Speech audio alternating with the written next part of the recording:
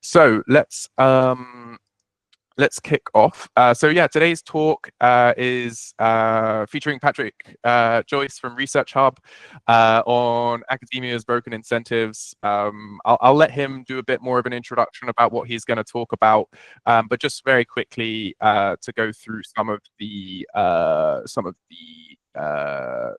sorry, let me just come over here. Very quickly to go through the agenda for today. So we'll start off with a little round of introductions. We'll then move into a talk by Patrick on academia's broken incentives. We'll talk a little bit also about Atom towards the end, if we have time, just about our funding search workflows and how that fits into this whole picture.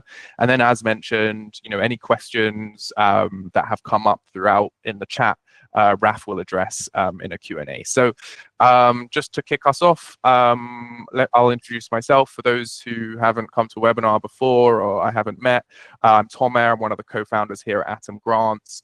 I come from a kind of research and technical background myself, and so spent a couple years as a founding engineer at an early stage startup, but my heart's kind of always really been in research, and I'm now building tools to support the research ecosystem.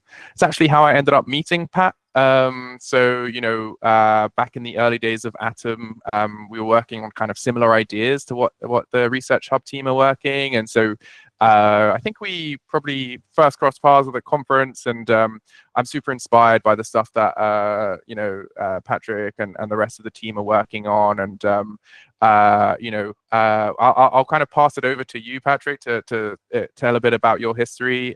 But yeah, we're super grateful to have you on the webinar today, and very excited to hear a bit about what you have to tell us. Yeah, thanks for having me. This is awesome. So I guess a bit of background on myself. In undergrad, I was a huge science nerd, was very lucky, got to do some tumor biology research at Johns Hopkins, fell in love with academic science, started a PhD in molecular biology and biochemistry at Boston University. Quickly found that not all academic labs are quite as lovely as an extremely well-funded Hopkins lab. There are a lot of kind of strange behaviors that emerge within academic science due to some of the financial pressures that exist. Ended up becoming pretty frustrated with this. I'll go into some more detail later in the talk. Decided to try and take a stab at fixing some of these broken financial incentives. Built like a Reddit for science with a blockchain token incentive, where in theory you could help folks earn financial rewards for producing healthy, reproducible science. So that's the high level idea. We've been building ResearchHub now for about 4 years, and have an exciting little start.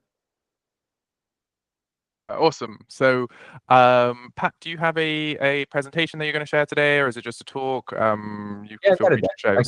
Screen share. All right, awesome. I'll stop presenting and I'll pass over to you to screen share. And super excited. So take it away. Okay, great. Yeah, well, if at any point anybody has any questions, please feel free to raise the hand, and happy to jump into it at any point. So yeah, I'll go ahead and go for it. As Tomer mentioned, my name is Patrick. I'm the COO and co-founder of ResearchHub. Today, we're going to be talking about the incentives within academic science, how Goodhart laws come into play, some attempts that folks have made in the past couple of years to help to align incentives within academia, and then what we're building at ResearchHub. So as I mentioned, I, in undergrad, got to do some research at Johns Hopkins, decided to start a PhD at Boston University. Saw a couple of pretty ridiculous things happen while I was in my first couple years of the PhD. If you'll humor me, I'm just going to tell 2 quick stories. So while I was rotating through a cancer biology lab, studying liver cancer during my first year, I was in a lab. There were maybe 5 or 6 different grad students, one of which was in their 9th year. I'm sure everybody here is familiar, but typically a molecular biology PhD is between 5 to 7 years. This individual had run out of funding, but didn't have enough publications to graduate yet, so his committee wouldn't let him graduate. He was essentially sleeping on a friend's couch because he had no more funding, for his own room and board. He was waiting tables at night in order to be able to pay for the reagents he needed to conduct experiments to then get the publication required to graduate, to get a postdoc that would pay him around $40,000 a year. So I was astounded by this. Like, one, the dedication of someone who like would do pretty much anything required in order to graduate from a PhD. And then two, I was like empathetic, where if I had been in that situation, I would have done almost anything required in order to graduate, with my PhD. So it was pretty shocking to see that right when I got into my PhD program. And then the second one was I was rotating through a synthetic biology lab. There was a professor who had just gotten to BU. He was in his first year setting up his lab.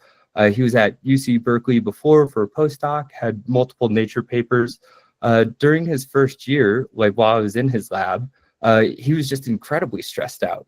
He was maybe like mid 30s, late 30s. He had moved his family from California to Boston. He was applying for an R01. And there was a time period of about like 6 to 9 months where his whole life was on hold because he was waiting for like the response on his grant application for the R01. If he received the grant, everything would be perfect. Like, he'd be able to have enough funding for his lab for a couple of years, be able to get on his feet. But if he didn't receive the grant, he was going to have to leave Boston University, find a new job, move his whole family out of Boston. And there was just a tremendous amount of stress, on someone who had had about as much success as was possible at that stage in his career. So yeah, something to me struck me as kind of funny, where there were folks who were trying as hard as they could, having as much success as possible for where they were in their careers. Yet there was almost no time to take a respite from the financial pressures that exist within science.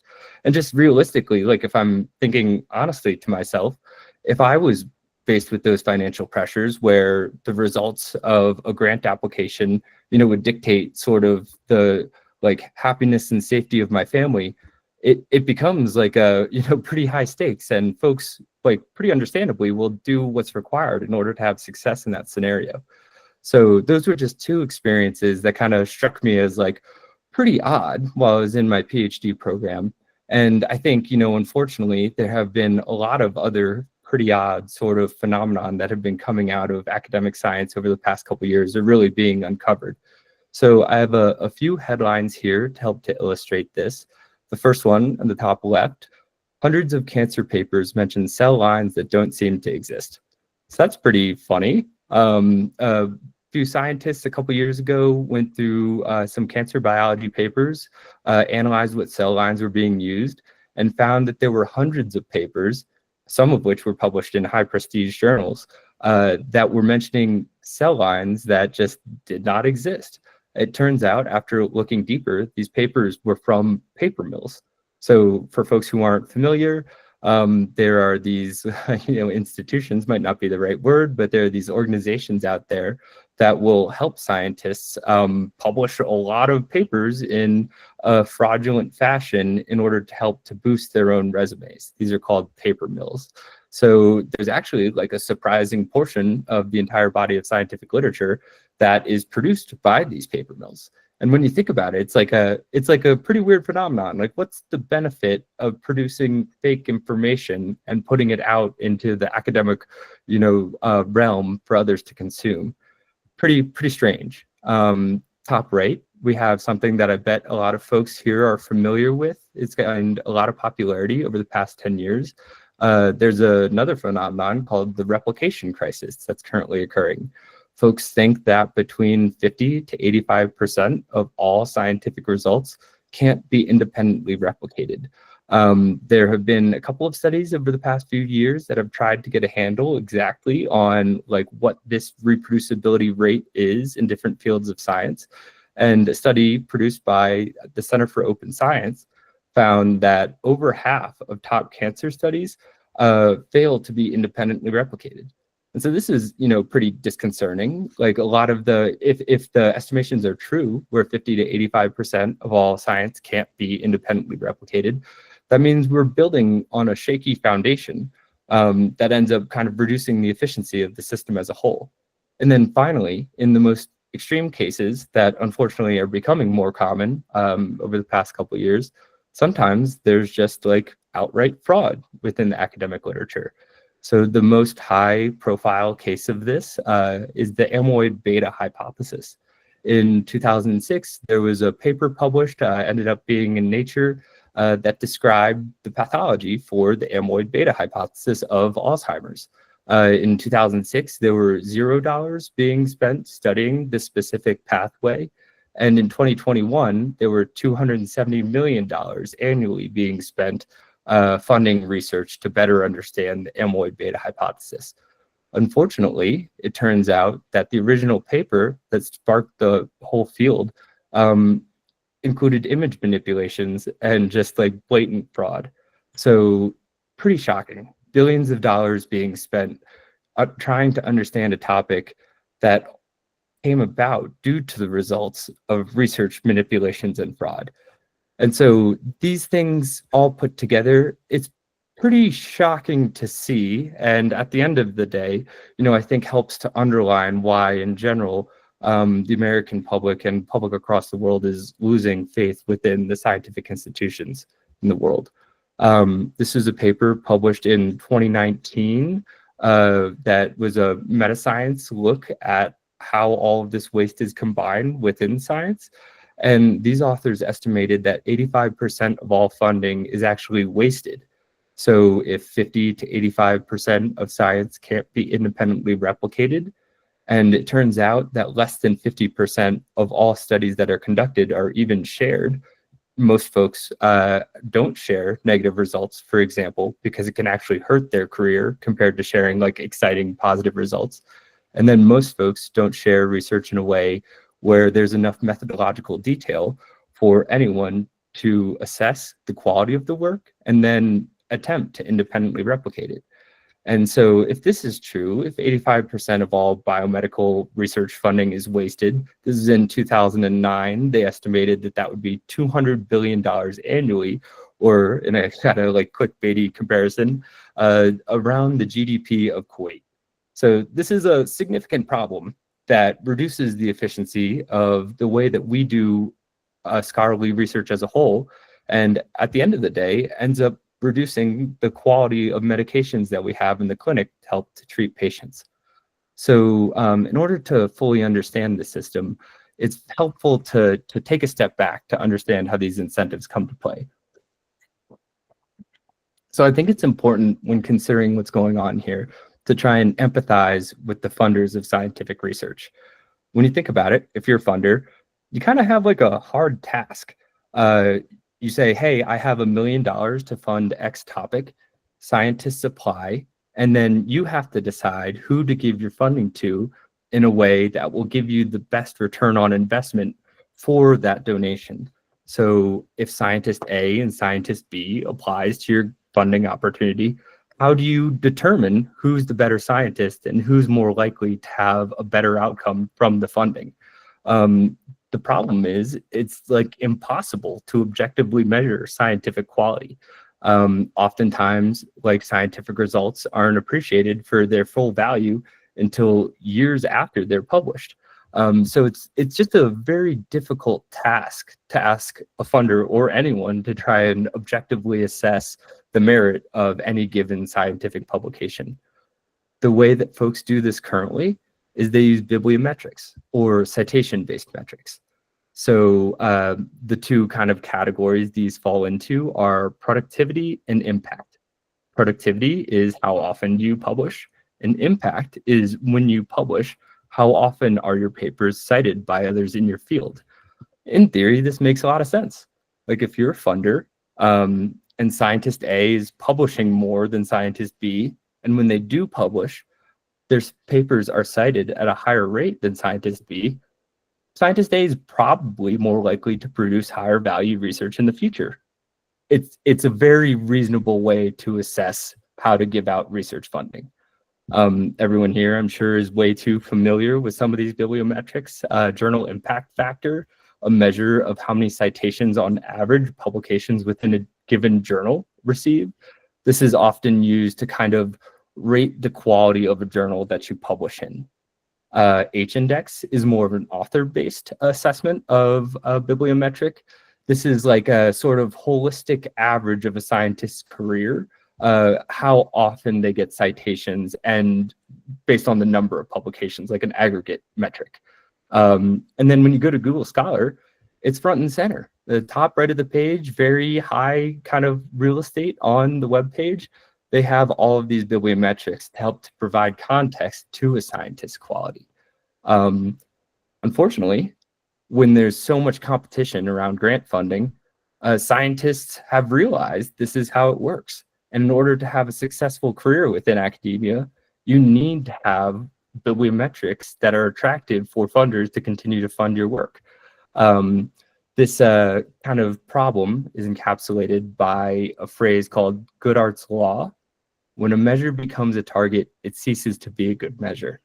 And this is what's happening in science. We're measuring, or we have been measuring, quality of any given research output using bibliometrics. This works until the people that you're measuring understand bibliometrics are the key to a successful career. Then bibliometrics stop to be a measure of quality. They become an end in and of themselves. So scientists treat the measure of bibliometrics more like a target for behavior. And as soon as that happens, it's no longer a good measure. It no longer measures scientific quality.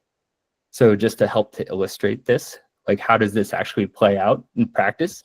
When you're a scientist, for instance, my colleague who's in the 9th year of their PhD program, who needed to maximize their productivity just to be able to graduate and move on with their career, some sort of weird behaviors emerge. There becomes unhealthy competition. So if you're working on a topic and there's another group, say across the Charles River working on a similar topic, you're probably not going to collaborate with them unless you're a co-author and are able to benefit from the same publication metrics. Because if they beat you to publishing on the topic you're both exploring, then they'll receive the career benefits associated with those bibliometrics. This is called being scooped. Folks are worried about it all the time. If they share too much information, someone else in their field will take their ideas, publish it first, and then receive the career benefits associated with that. This also manifests because folks research in closed silos. Again, you don't necessarily want to share too much information because you need to make sure that you receive the publication from your hard work. And then oftentimes within the modern world, folks will publish very often. So rather than spending a couple of years trying to find a very meaningful result, they'll make sure to publish like as often as possible in order to increase some of these bibliometrics. So that's maximizing productivity, some of the weirdness that can come out of like folks trying to optimize for that. When you're trying to maximize for impact, this means that you're trying to produce content that will be published in a high impact factor journal and will likely be shared among your community and then cited by others in your field. So some of the kind of strange behaviors that come out of trying to maximize the impact of your scientific outputs can be reporting bias. So it's much more likely for you to publish a very interesting novel result in a high impact journal. These high impact journals, they're not really interested in negative results. So if you conduct a study and it turns out that the data does not support your initial hypothesis, oftentimes folks just won't even publish that information. Due to this sort of economy that we have around bibliometrics, kind of crazily, it turns out that it actually hurts your ability to receive future funding if you share negative results that are not highly cited. So again, scientists are smart, they understand this. And so oftentimes, if results are not exciting, if you have negative results, you'll just file them away in your desk drawer rather than publish them in the open because it hurts your ability to receive future funding. This is kind of colloquially named as the desk drawer problem. Another example of this is hypothesizing after results are known. So a big source of irreproducibility within modern academia is harking and then p-hacking.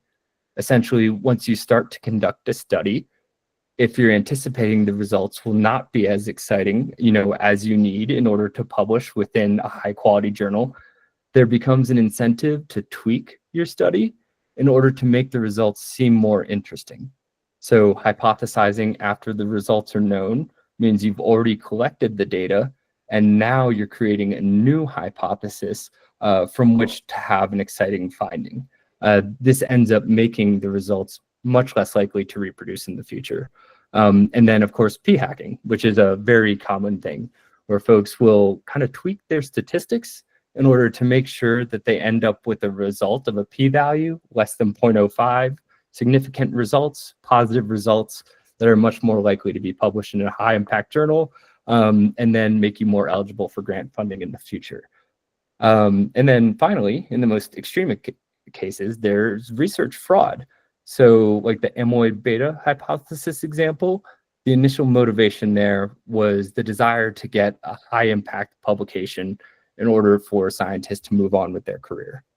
So a couple of headlines that help to sort of like illustrate some of these strange behaviors that exist when folks try to maximize their productivity or maximize their impact.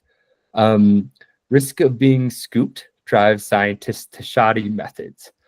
So if you're trying to publish your idea as fast as possible because you're worried about a competitor in another lab beating you to that publication, sometimes folks can cut corners and to have less reliable methods in order to have higher reproducibility results because they need to publish faster. Another kind of example that was mentioned earlier is the reproducibility crisis. So when folks are more concerned with receiving citations than producing high reproducibility research, it turns out that independent replicability goes down.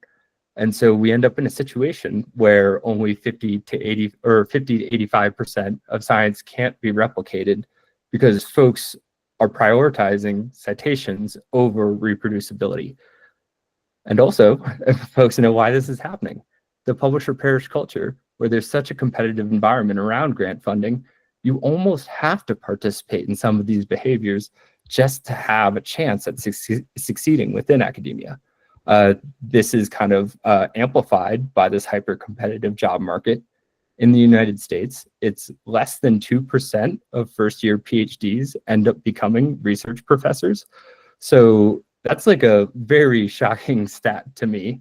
Basically, in order to compete within academia, you need to do almost anything you can in order to get the number of publications and the number of citations you need to be attractive to funders and tenure committees.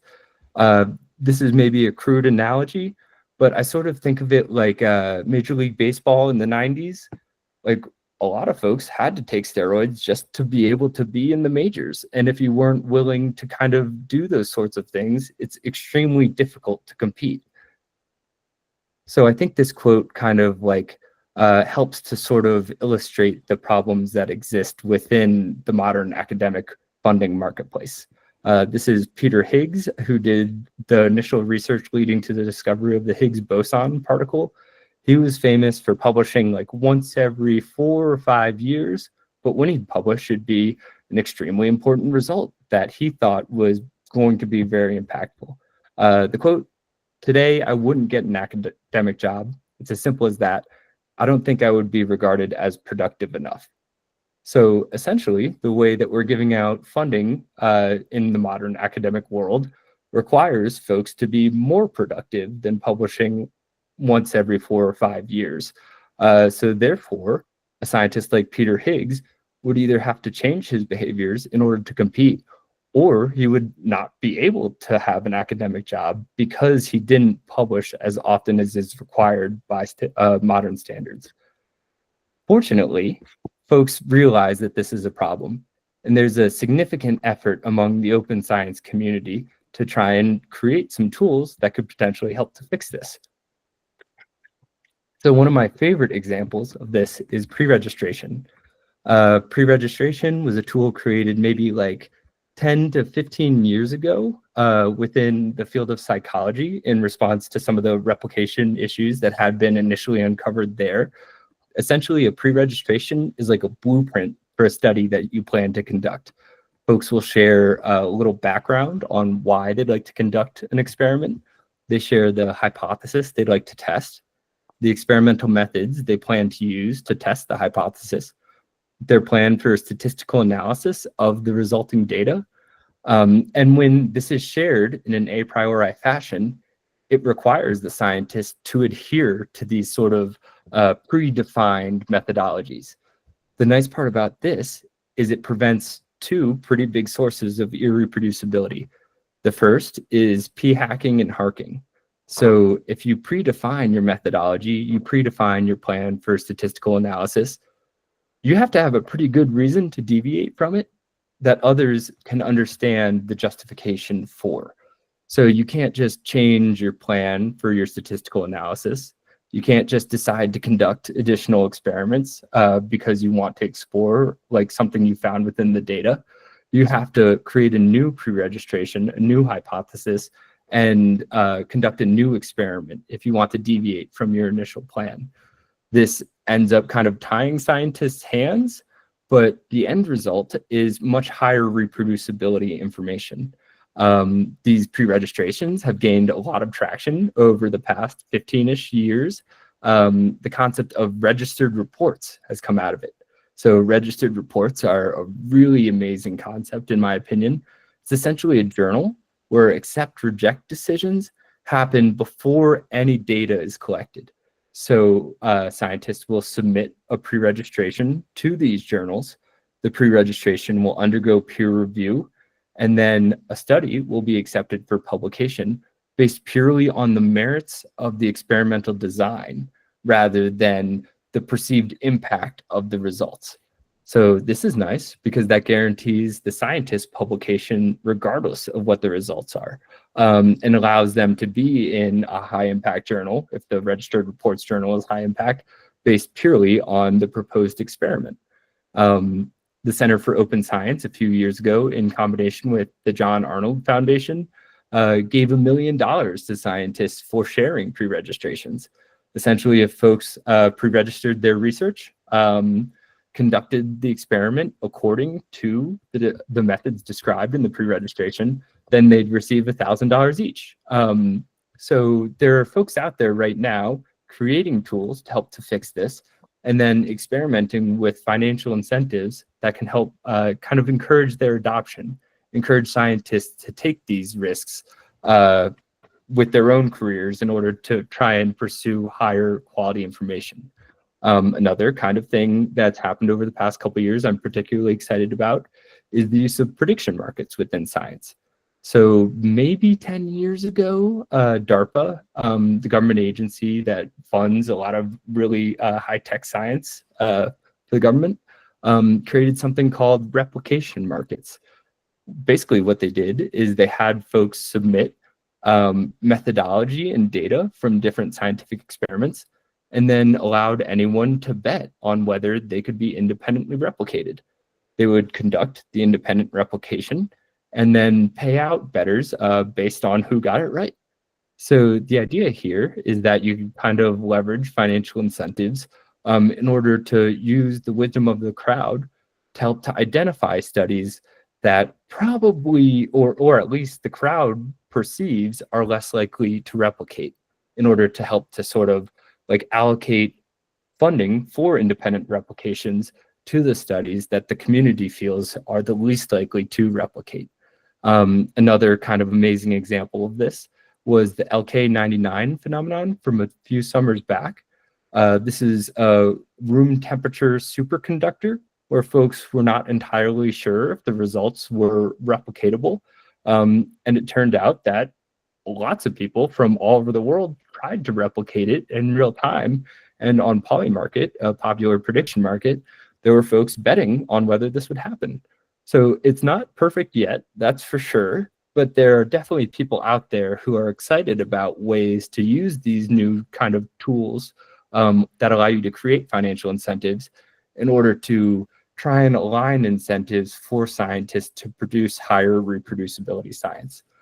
And then the last kind of tool that's been used to align incentives that has been by far the most effective is funders' mandates.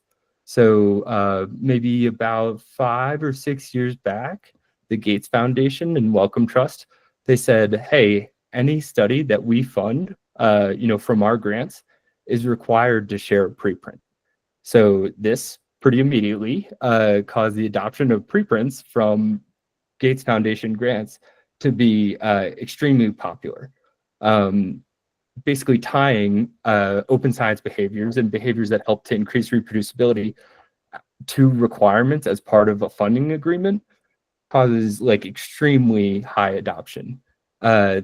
This has been kind of replicated by the US government. So there was the Nelson memo a couple years ago saying that any study funded by the US government would need to be shared in an open access journal and have open data, which is extremely encouraging, and actually just was put into kind of action at the beginning of July this year. So from here on out, any study funded by the US government has to be published in an open access journal and then has to have open data.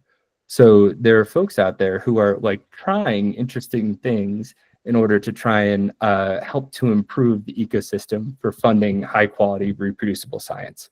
ResearchHub is within a field that's called decentralized science. So this is a term that kind of helps to include any project that is using a blockchain to improve the way that we conduct academic science in the world. So I pulled out kind of 3 attributes of blockchains that can be applied to academic science. These are the ones that I find most interesting personally. So the first is distributed storage. One problem that's currently occurring is that most academic journals, or at least the for-profit ones, they have a profit motive. So it costs money to host these PDFs of these scientific papers. Some journals have thousands and thousands of PDFs from like, you know, the past 10, 20, 30 years. Over time, folks have found that the least popular of these papers end up getting removed from these journal websites.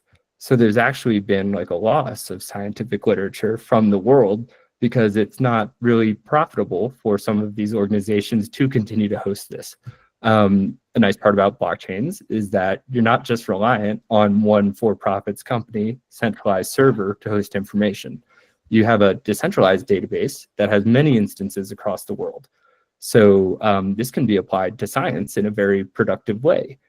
You can have a system where scientific literature is hosted by the scientific community, not necessarily an organization that's rent-seeking from the scientific community.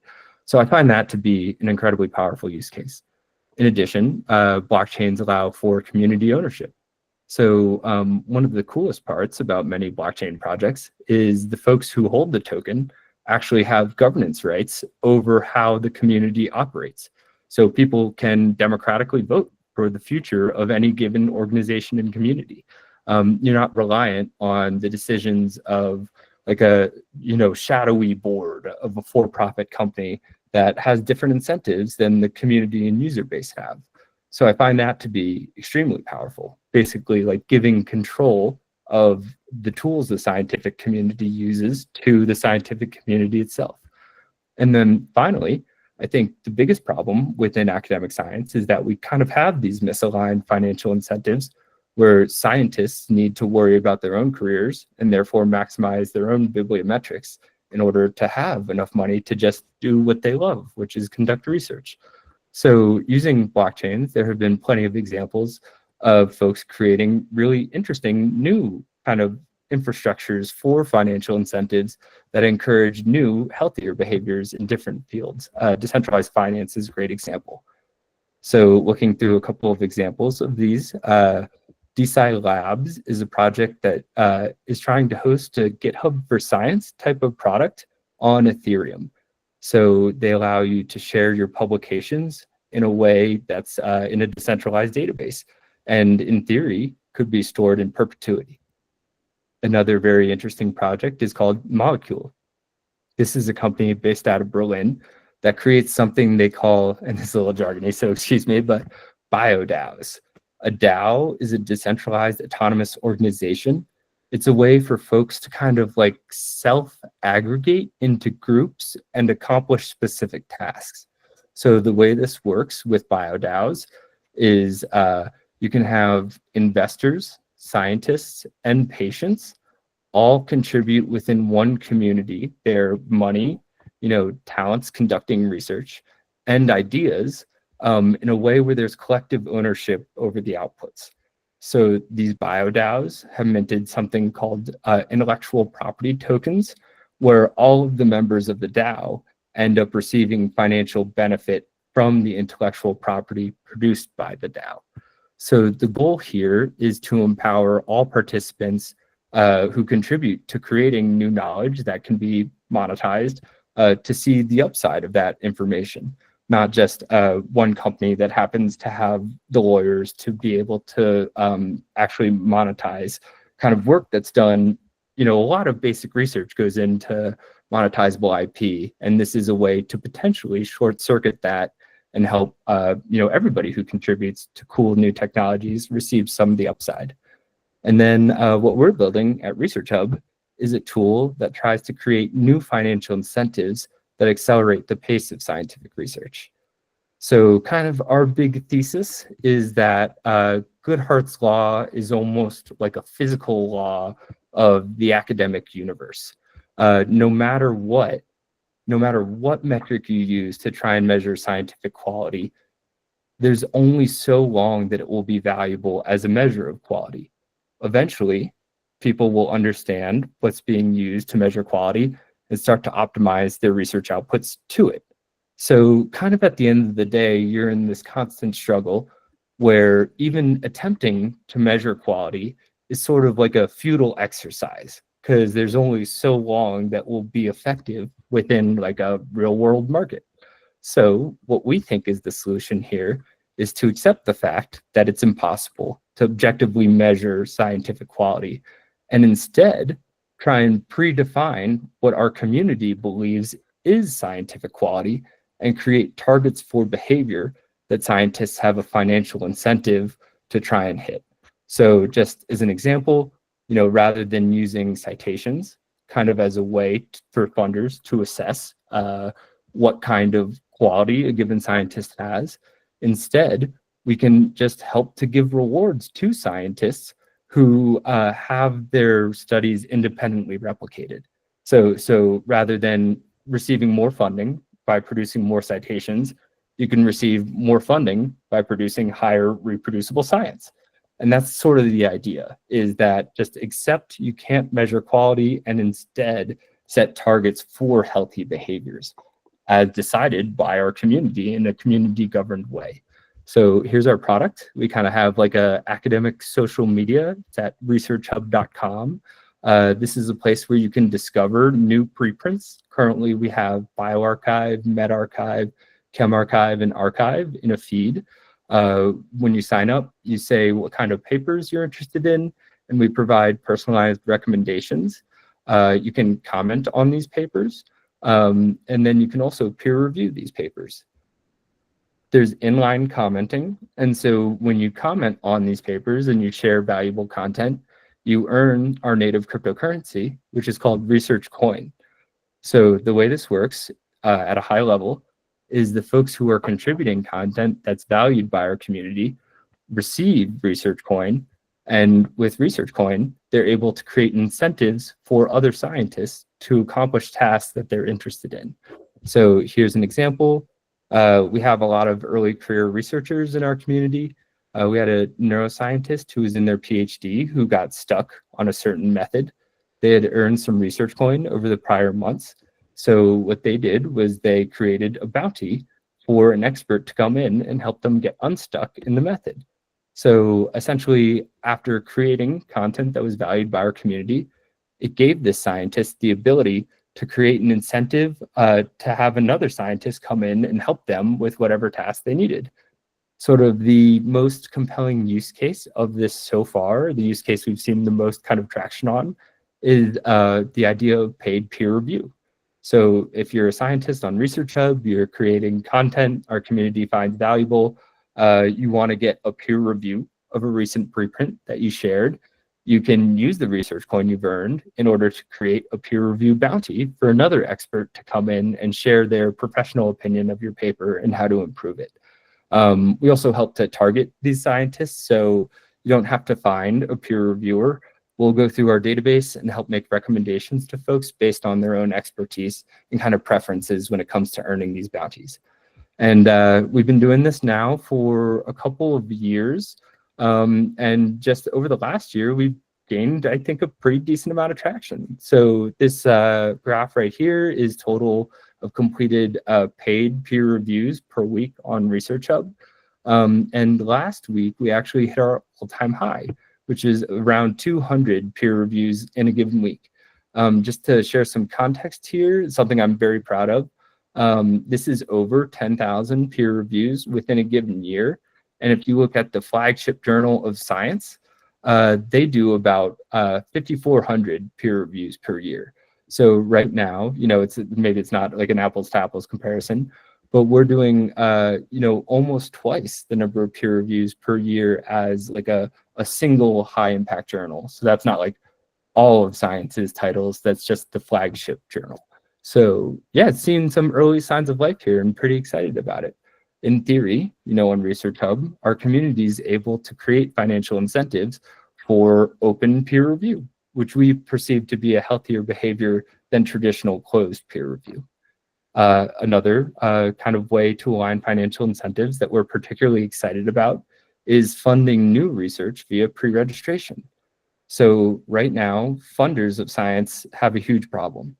They end up wasting like a tremendous amount of their money, as the paper at the beginning of the presentation cited. Around 85%, is estimated to be wasted.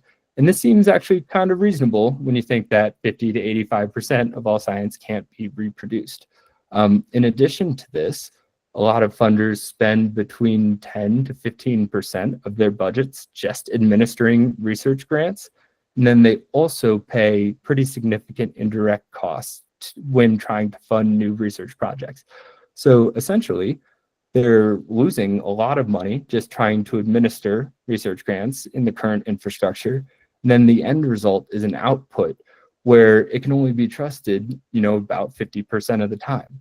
So what we want to do using pre-registrations and decentralized grant review is to create a product that can help to lower the cost of administering research grants using an infrastructure that produces like higher quality information at the end of the pipeline. So how we do this is we work with funding agencies. We have them submit requests for proposals on ResearchHub.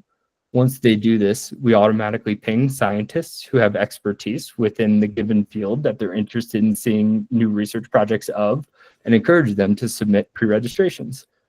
Folks will submit pre-registrations. These will be peer reviewed by our community. We put free peer review bounties onto these pre-registrations. Expert feedback, is given to the scientists. They'll update their experimental methods, their plan for statistical analysis. And then whenever the funder feels that the study is ready to be conducted, they'll donate research coin to the study. So it's another sort of example of if you earn research coin by creating high quality content on the site, you can actually use it to fund science that you're interested in seeing created. And then this all comes together in something that we like to call the ResearchHub Journal. So because we're paying peer reviewers, one of the really nice benefits of this is that we can get peer review extremely quickly. There's normally like a temporal delay in the publication of scientific literature, anywhere between like 3 to 9 months, where there's sort of just like this waiting period for a manuscript to undergo peer review and then eventual publication. In ResearchHub, because we pay our peer reviewers, we can have 2 peer reviews on a preprint within 14 days and a publication decision within 21 days. In addition, we're going to start a registered reports journal where any pre-registration that's funded on ResearchHub and receives 2 positive peer reviews receives automatic acceptance into the ResearchHub journal. So the idea here is to play around with financial incentives where instead of trying to create a piece of research output that ends up generating a lot of citations, instead, the best way to receive funding is to create a high quality experimental methodology that's peer reviewed on ResearchHub, gains the traction from folks who want to see it actually conducted, is funded, and then eventually published within the ResearchHub journal. So this is what it looks like. It's a feed where you can see everything that's in review and all of the peer reviews after they occur and the interactions between the author and the peer reviewers, the editors. So yeah, that's kind of the high level. What we're trying to do at Research Hub is help to align financial incentives in order to fix some of the issues that are associated with Goodhart's law in academia. So yeah, thank you for your time. Yeah, happy to answer any questions if anybody has any. Yeah, thanks so much for that, Pat. I think we didn't have any questions come through on the chat, but if anyone has any questions and wants to come off mic now, now's the time. And if there's no questions, I'm going to quickly just touch on, or let Raf quickly touch on what we do at Atom. Let me just pull up the slideshow here. Yeah, I think sounds like there are no questions. Raf, do you want to just quickly touch a bit on what we do at Atom? Yeah, absolutely. Nice to meet everyone. I can probably add a couple of words here, but my name is Raphael. I am the partnership lead here at Atom. So you might see some communication after the webinars. For myself, we always like to share free resources, and there might be certain things that we can share with you, Patrick, so we can have chat about that. But just in a nutshell, at Atom, we are a one-stop shop for grant discovery for universities. So most of organizations that turn to us is usually because they see some gaps or potential improvements in how they can find funding opportunities, just given the current funding climate at the moment. So a lot of folks want to diversify funding as well. So we've put together a powerful AI platform that helps to do that. So you can think of your kind of like a traditional grant database, but really supercharged by a lot of AI workflows that allow us to pinpoint some opportunities that you would normally don't find or struggle to monitor, when it comes to private funders, foundations, and other, sources here. Also, on top of that, I think a lot of the things that is interesting about Atoms and what we do differently from the rest of the market is just how we empower admins and not just researchers. So at the core of our platform, we use AI and a concept called semantic search. So you're probably used to using keywords in your search with some of the tools out there. And what happens is you lose a lot of context sometimes, and you're trying to narrow down a research field into a couple of keywords, and the matchmaking might be a little bit off. So what we do is we use semantic search. So we're able to use natural language and input a piece of information and search against that. So this is kind of like the core of our platform, but as an admin or a team, you can have a lot of insight on your researchers in terms of how they interact, what are their research interests. So if that's something you'd want to learn a little bit more, and you're currently, either sitting on an admin team or on the kind of like pre-award side of things there, would love to, schedule a time with you after that. So there's a QR code right now on the screen. If you'd like to just scan it, that'll take you to our booking page, and happy to have a quick chat with you and see what are your current processes when it comes to grant discovery.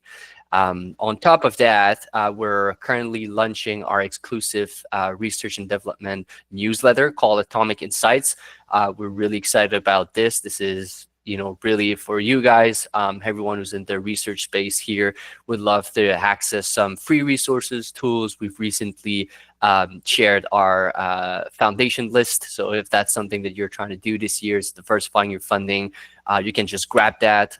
We've got some really awesome things that we've put together in terms of AI prompt guides as well that we can share. And there's more up and coming to that. So just be on the lookout. We'll be sending an email with a link. You can subscribe. You can access to all of those free resources, and also book a demo if that's something you're interested in. Cool.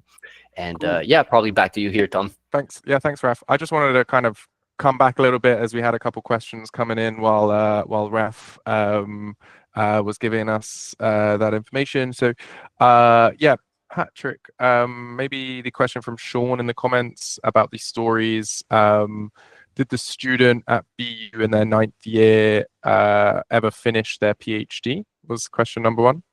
Yep, he did. So after the 9th year, he did. It was about a year after I got there. And then he ended up getting a postdoc, so continued on his way.